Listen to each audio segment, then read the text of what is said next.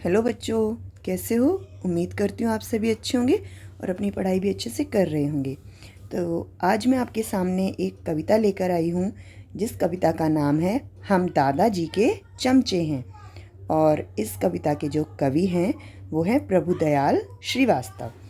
और जब हम कविता का जो कोई हमारे स्कूल में या हमारी सोसाइटी में कहीं पर भी जब कंपटीशन होता है तो हमें कविता कैसे गानी चाहिए? कविता को सस्वर और उचित उच्चारण के साथ गाना चाहिए, ठीक है। इसीलिए उसे पहले हमें अच्छे से याद करना चाहिए और फिर उसे गाना चाहिए। तो शुरू करते हैं इस कविता को, जो है हम दादाजी के चमचे हैं।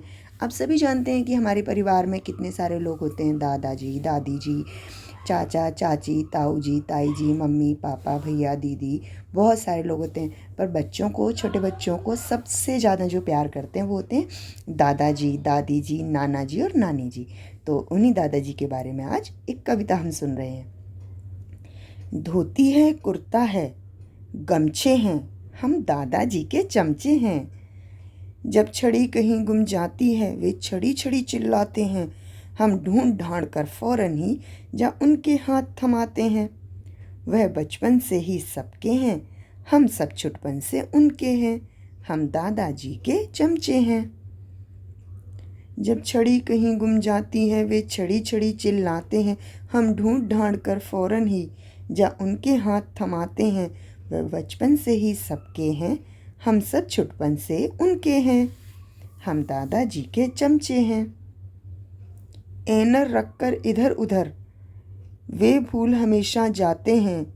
जब बहुत देर तक ना मिलती तो हम सब पर झल्लाते हैं।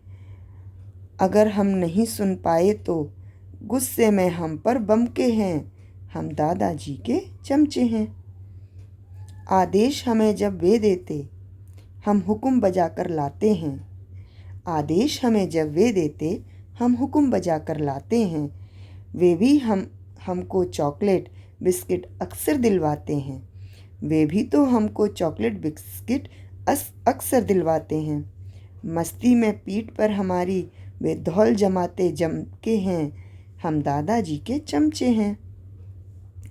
वे पार हो चुके हैं 80, चेहरा अब भी कर मुस्काता।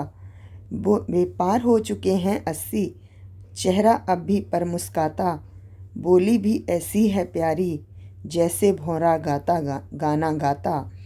बोली भी ऐसी है प्यारी जैसे भौरा गाना गाता। जब उम्र पूछते हैं उनसे कहते 16 से कम के हैं। हम दादाजी के चमचे हैं। हम दादाजी के चमचे हैं। आशा करती हूँ आपको ये कविता अच्छी लगी हो तो इसे लाइक कीजिएगा, शेयर कीजिएगा और अपने फ्रेंड्स को भी ये कविता सुनाइए। धन्यवाद।